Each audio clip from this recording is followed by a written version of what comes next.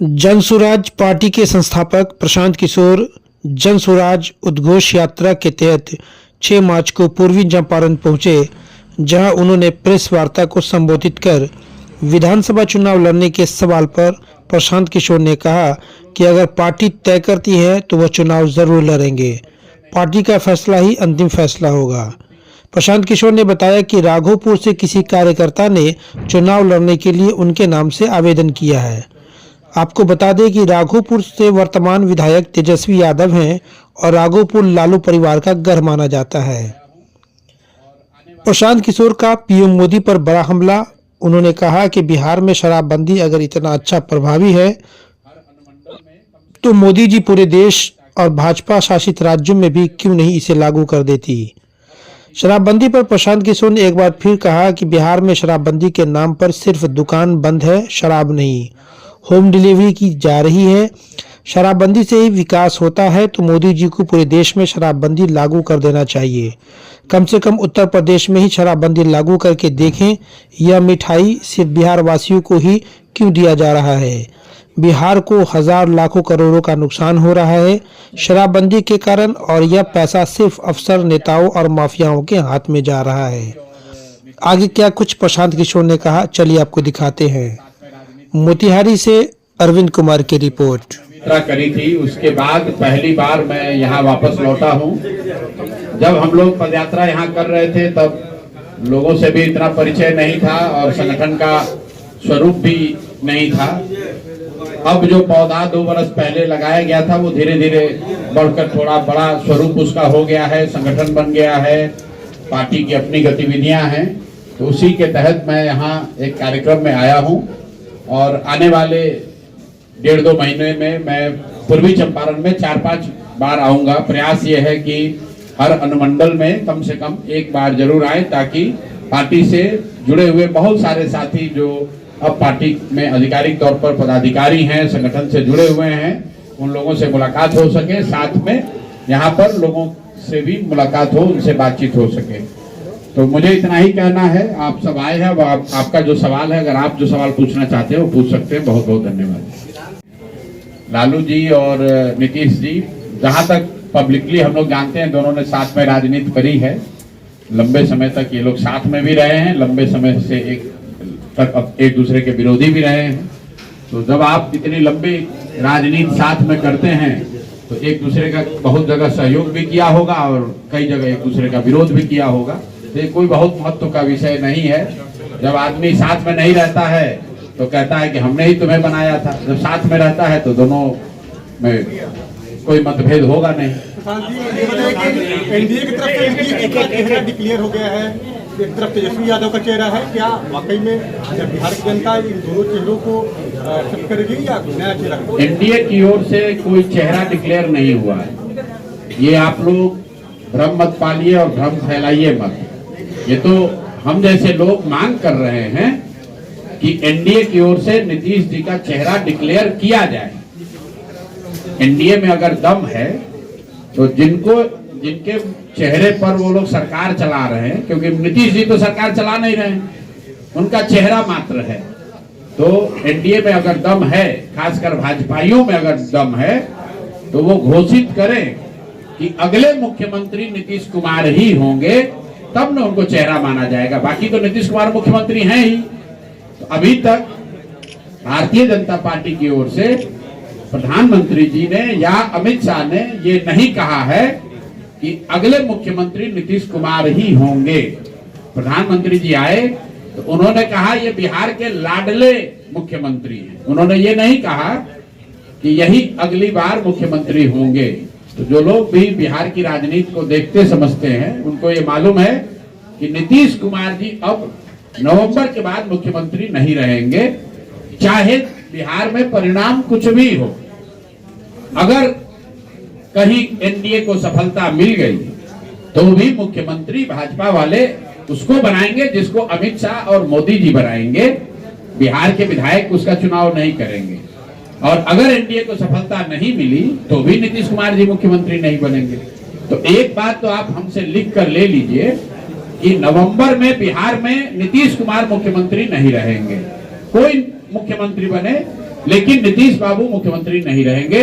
उनके, मैंने पहले भी कहा था कि उनके राजनीति का ये अंतिम दौर चल रहा है और अब उनके मुख्यमंत्री काल का अंतिम 6-7 महीना चल रहा है। शराबबंदी पर स्टैंड बोलते बोलते कितना दिन से बोल रहे हैं आपको। बिल्कुल 1 घंटे में अगर जनसुराज की सरकार बनी तो 1 घंटे में बिहार से शराबबंदी हटा दिया जाएगा। उस शराबबंदी को हटा दिया जाएगा जिसमें शराबबंदी के नाम पर सिर्फ दुकानें बंद है और होम डिलीवरी हो रहा है। उस शराबबंदी को हटा दिया जाएगा जिसकी वजह से करीब करीब 15 से 20 हजार करोड़ का हर साल बिहार की जनता का नुकसान हो रहा है और ये पैसा भ्रष्ट नेताओं के पास, अफसरों के पास और शराब माफिया के पास जा रहा है। उस शराबबंदी को हटाया जाएगा जिसमें 1.25 लाख से ज्यादा गरीब और वंचित समाज के लोग आज भी जेलों में हैं, ट्रायल फेस कर रहे हैं।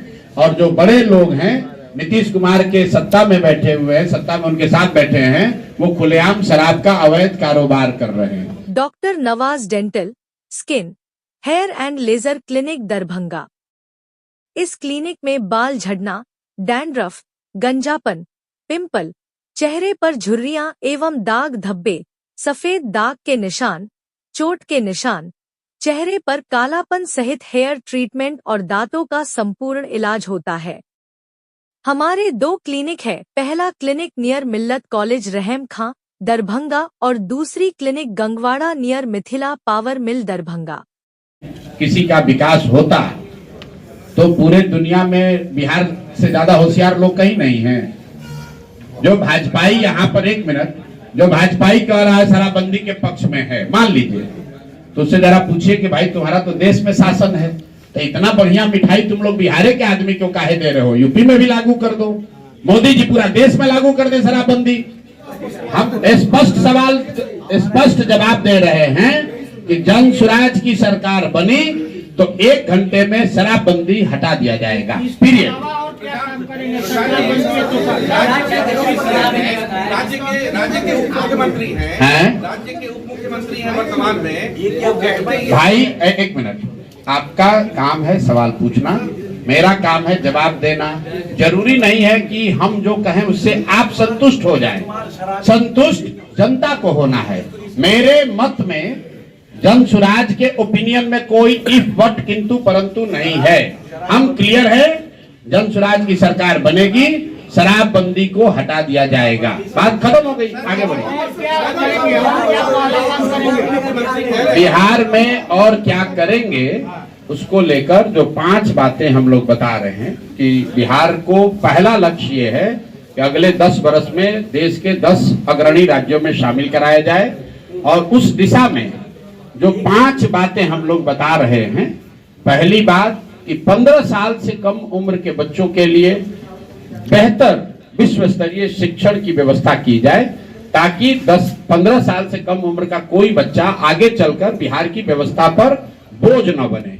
इसके लिए पूरा ब्लूप्रिंट दिया गया। ये भी मैंने बताया कि जब तक सरकारी व्यवस्था नहीं सुधरेगी, इसको भी ध्यान से सुन लीजिए, जब तक सरकारी स्कूलों की व्यवस्था हम लोग न सुधार पाए, क्योंकि एक दिन में तो सुधरेगा नहीं, 2 साल 4 साल 5 साल 10 साल लग सकता है, तब तक यहाँ के लोगों को, खासकर गरीब जनता को, ये सुविधा जनसुराज की सरकार में होगी कि आप अपने बच्चे को प्राइवेट स्कूल में भेजिए और उसका रिएम्बर्समेंट, फीस का रिएम्बर्समेंट सरकार से लीजिए। दूसरी बात जो हम लोगों ने बताई, जो जनसुराज का सबसे बड़ा मुद्दा है, वो है पलायन रोकने का, कि 1 साल के अंदर मजबूरी में किया जाने वाला पलायन हर हाल में रोक दिया जाएगा ताकि 5, 7, 10 हजार रुपए के लिए किसी को अपना घर परिवार छोड़कर बाहर न जाना पड़े। और इसका भी पूरा ब्लूप्रिंट मैंने बताया है कि पलायन रोकने के लिए सबसे पहले पूंजी का पलायन रोका जाएगा। जब पूंजी का पलायन रुकेगा तो बुद्धि का पलायन रुकेगा, और जब पूंजी और बुद्धि का पलायन रुकेगा तो श्रम का पलायन अपने आप रुक जाएगा। तीसरी बात जो बताई गई कि जनसुराज ये चाहता है, हम लोग का ये मानना है कि मनरेगा को कृषि से सीधे तौर पर जोड़ा जाए ताकि लोग जो खेती करते हैं वो फूड ग्रेन की खेती छोड़कर, खाने वाली खेती छोड़कर कमाने वाली खेती की दिशा में जाएं। और जो लोग भी ये करेंगे उनको मनरेगा के तहत मजदूर फ्री दिए जाएं। ये तीसरा एजेंडा है। चौथा एजेंडा जो है कि यहाँ पर घर घर में महिलाओं को, युवाओं को स्वरोजगार हो, इसके लिए सरकारी गारंटी पर उनको ऋण मिले और उस पर सिर्फ 4% ही सालाना ब्याज लगे, उसको 12%, 15%, 20%, 40% ब्याज न देना पड़े।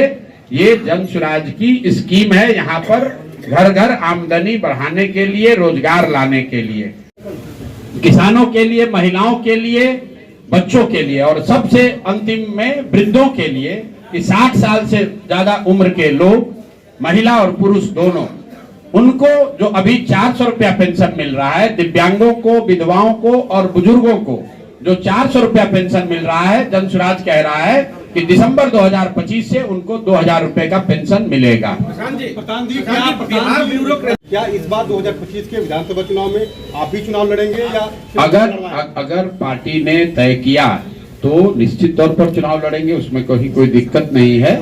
लेकिन अगर पार्टी ने तय किया कि चुनाव हमें व्यक्तिगत तौर पर नहीं लड़ना है, तो भी जन स्वराज 243 सीट पर चुनाव लड़ना तय है और उसकी घोषणा हम लोग पहले ही कर चुके हैं। तो भैया जहां से पार्टी तय करेगी वहां से लड़ेंगे। अभी हमारे नाम से, क्योंकि आप में से कुछ लोगों को पता होगा कि अभी जन स्वराज में आवेदन की प्रक्रिया चल रही है।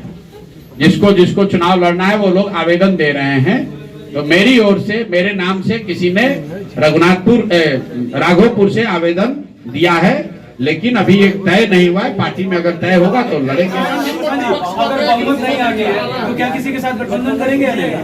मेरे भाई, जन स्वराज चुनाव से पहले भी नहीं और बाद में भी नहीं और उसके बाद 2029 में भी नहीं। इसको ध्यान से सुन लीजिए।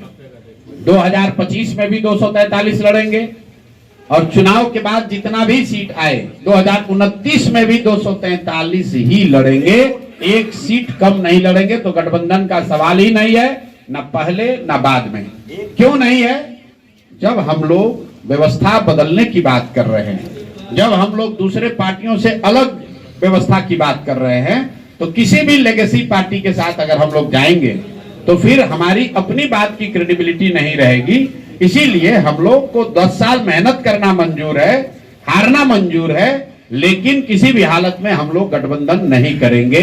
जिस ईमानदारी और शुद्धता से इस प्रयास को शुरू किया है, उसमें कोई कॉम्प्रोमाइज न आज होगा, न इस चुनाव के समय होगा, न चुनाव के बाद होगा। कम से कम जब तक जन स्वराज में हमारी कुछ ताकत है, तब तक इसके बताए हुए सिद्धांतों पर, इसकी नीतियों पर, कार्यक्रमों में कोई चेंज होने का, कोई कॉम्प्रोमाइज होने का सवाल नहीं है।